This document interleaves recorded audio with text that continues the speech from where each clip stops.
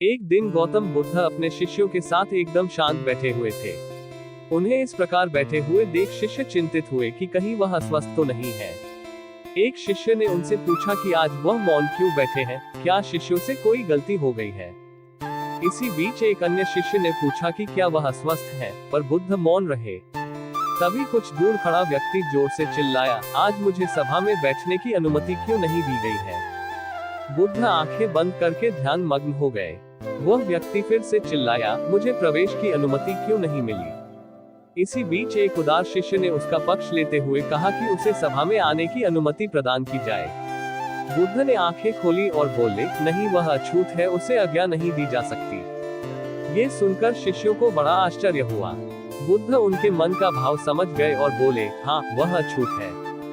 इस पर कई शिष्य बोले, हमारे आश्रम में जात पात का कोई भेद ही नहीं, फिर वह अछूत कैसे हो गया। तब बुद्ध ने समझाया, आज वह क्रोधित होकर आया है। क्रोध से जीवन की एकाग्रता भंग होती है। क्रोधी व्यक्ति प्रायः मानसिक हिंसा कर बैठता है, इसलिए जब तक वह क्रोध में रहता है तब तक अछूत होता है। इसलिए उसे कुछ समय एकांत में खड़े रहना चाहिए। क्रोधित शिष्य भी बुद्ध की बातें सुन रहा था। पश्चाताप की अग्नि में तपकर वह समझ चुका था कि अहिंसा ही मनुष्य का महान कर्तव्य व परम धर्म है।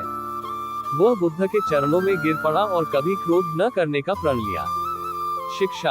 आशय यह है कि क्रोध के कारण व्यक्ति अनर्थ कर बैठता है और पश्चाताप उसे बाद में होता है, जिसका कोई लाभ नहीं मिलता। इसलिए हमें क्रोध नहीं करना चाहिए। असल मायने में क्रोधित व्यक्ति अछूत हो जाता है और उसे अकेला छोड़ देना चाहिए। क्रोध करने से